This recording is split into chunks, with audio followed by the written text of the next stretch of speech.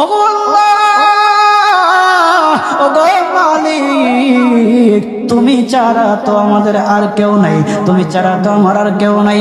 আল্লাহ গো, তুমি যদি মাফ না করো কে আমাকে মাফ করবে?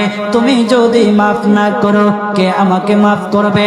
তুমি যদি আমাকে মাফ করো তাহলে তোমার কোনো দিকে কমবে না, তুমি যদি আমাকে মাফ না করো তোমার কোনো দিকে বাড়বে না।